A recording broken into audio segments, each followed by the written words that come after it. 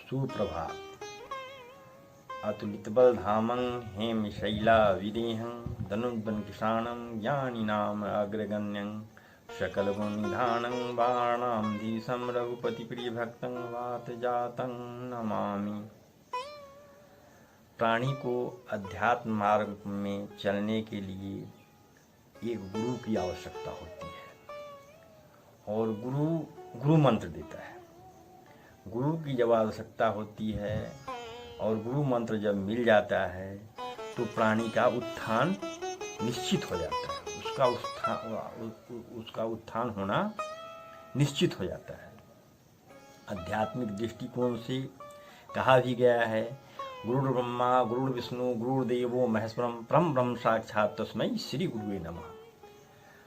गुरु का स्थान देवता से भी ऊंचा बताया गया है और गुरु मंत्र जो है वो एक होता है, अनेक नहीं होता। गुरु मंत्र एक होता है और स्वामी विवेकानंद भी एक दृष्टांत दिए हैं।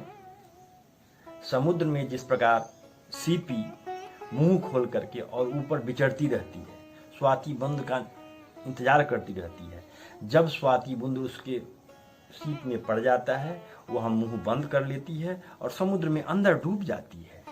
और डूबने के बाद उसको अंदर जाने के बाद जब वह मंत्र का फलाफल, जब मंत्र का वह विकास होने लगता है, विकास होते होते अंदर जा करके वह मोती बन जाती है।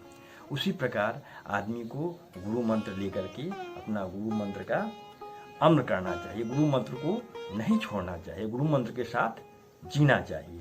हनुमान चालीसा में भी कहा गया है, श्री गुरु चरण सरोज रज निज मन मकुर सुधारी अवर्णौ रघुवर विमल यश जोदायक फलचार।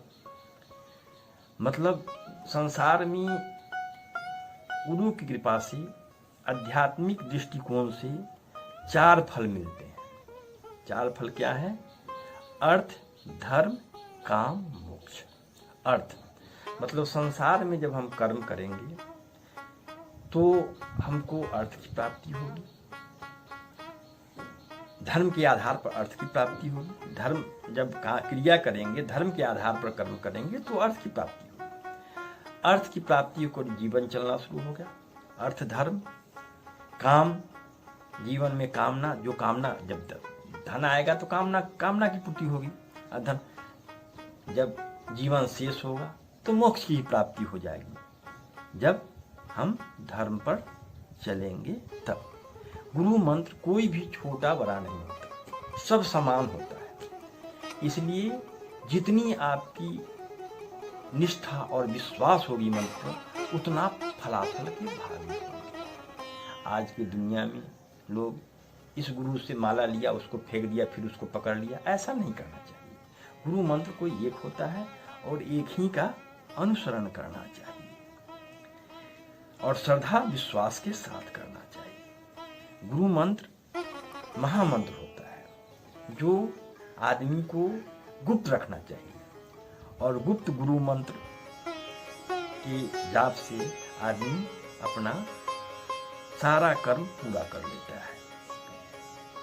ऐसे आध्यात्मिक दृष्टिकोण से भी ज्ञान को भी लोग गुरु कहते हैं, लेकिन ज्ञान जो परिपक्व हो गया है, जो आचरण में आ गया है, जो प्राणी के आचरण में आ गया है, उस ज्ञान को गुरु मानना चाहिए। जो आचरण में नहीं आया है उस ज्ञान को गुरु नहीं मानना चाहिए। जब हवा चलने लगे तो पंखा को बंद कर देना चाहिए, लेकिन ईश्वर की कृपा जब बरसने लगे तब प्रार्थना कभी बंद नहीं करनी चाहिए। कर्म के लिए भक्ति का आधार होना बहुत जरूरी है। आनंद ही आत्मा का स्वरूप है। कब? जब आत्मा को गुरु मंत्र के द्वारा आत्मा को आप समझिए, तब जब गुरु मंत्र अंतर्मुख होता है तब वो आत्मा की ओर पहुंचता है, वो आनंद की ओर पहुंचता है। संसार में सुख और दुख है और गुरु मंत्र आपको सुख दुख से ऊपर उठाते हैं। गुरु सुख और दुख से ऊपर उठाते हैं और वह अंतर्मुख कराते हैं। इसलिए वह आत्म तत्व को अनुभूति कराते हैं। इसलिए आत्मा जो है आनंद का स्वरूप है। सांसारिक तृष्णा बैतरणी है, जिसमें आध्यात्मिक ज्ञान प्राप्त कर लिया है, उस पर काम और लोभ के विष कभी नहीं चढ़ते। क्रिया के बिना ज्ञान भार है। अगर क्रिया नहीं हो तो ज्ञानी पुरुष निकम्मा हो जाता है, बेकार हो जाता है संसार में। इसलिए अध्यात्म